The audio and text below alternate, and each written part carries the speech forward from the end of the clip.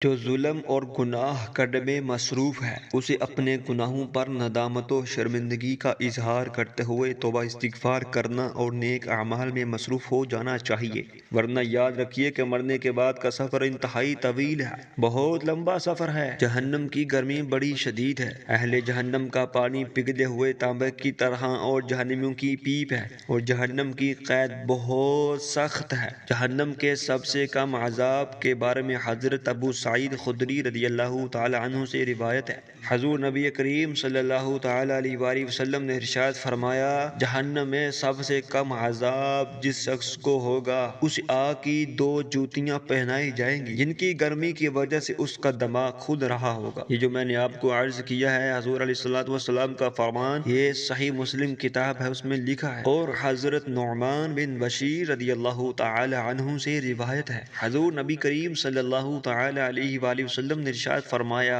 اہل جہنم میں سب سے کم عذاب اس شخص کو ہوگا جسے آگ کی 2 جوتیاں تسمو سمیت پہنائی جائیں گی، جس کی وجہ سے اس کا دماغ ایسے خود رہا ہوگا جیسے پتیلی میں پانی جوش سے کھلتا ہے۔ وہ سمجھ رہا ہوگا کہ سب سے زیادہ عذاب مجھے دیا گیا ہے، حالانکہ اسے سب سے کم عذاب دیا گیا ہوگا۔ جب سب سے کم عذاب والے کا یہ حال ہوگا تو اس شخص کا حال کیا ہوگا جسے اس سے زیادہ عذاب دیا جا رہا ہوگا۔ حضرت مالک بن دینار رحمۃ اللہ تعالی علیہ فرماتے ہیں، میں ایک بچے کے پاس سے گزرا، وہ مٹی کے ساتھ کھیل رہا تھا اور اس دوران کبھی وہ ہنسنا شروع کر دیتا اور کبھی رونے لگ جاتا۔ میں نے ارادہ کیا کہ اسے سلام کروں تو میرے نفس نے مجھے منع کیا۔ میں نے کہا، اے نفس، نبی کریم صلی اللہ علیہ وآلہ وسلم بچوں اور بڑوں کو سلام کیا کرتے تھے۔ پھر میں نے اسے سلام کیا تو اس نے کہا، وعلیک السلام ورحمۃ اللہ۔ اے مالک، میں نے کہا، آپ نے مجھے کیسے پہچانا؟